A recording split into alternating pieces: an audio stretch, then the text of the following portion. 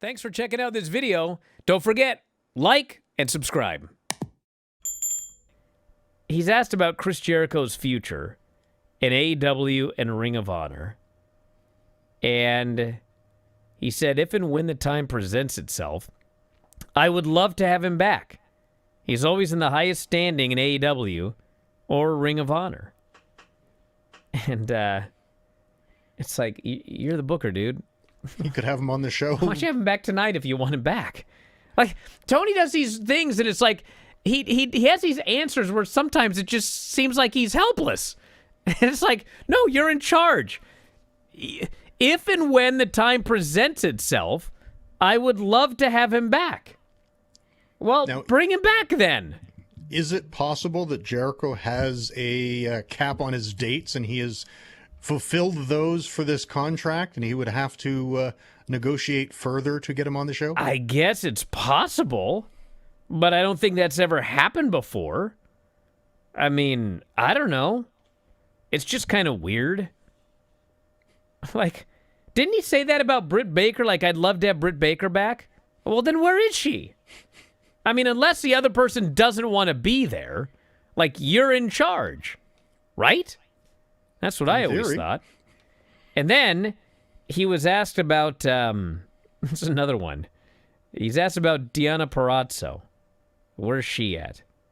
He was asked why she hasn't been around, and he didn't really answer the question for a while.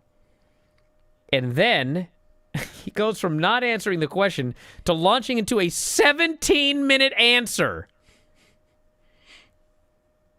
So basically he said that she had, quote, an experience that wasn't positive in CMLL when she went there last December.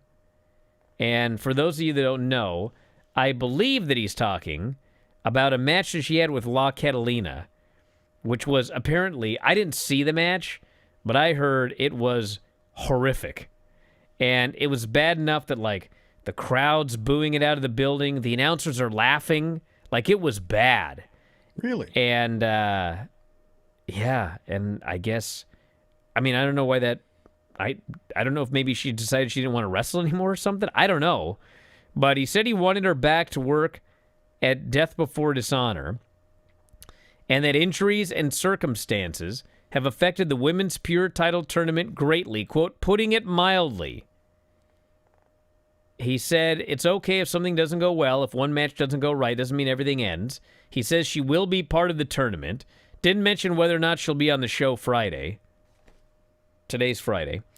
And then he also said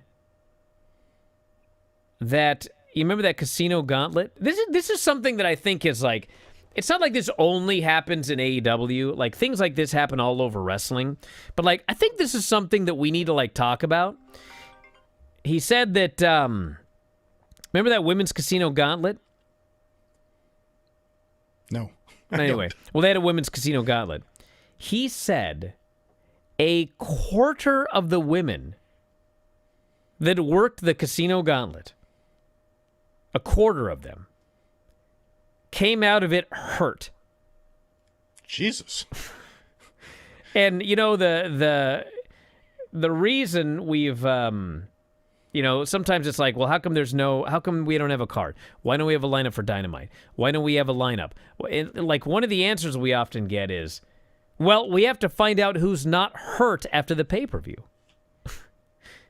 I don't mean to laugh, but it's like, that many people are getting hurt on your pay-per-view that you can't do a lineup? 25% of the women in the Casino Gauntlet got hurt in that match? Like, how many people were in that match? I don't think there were that many. I mean, there were a fair amount, but like 25%? That's a lot of people. Mm-hmm. So, he said the brackets for the pure title were set, and then this week he had to hold off the announcement due to injuries. Then Queen Aminata got her passport stolen.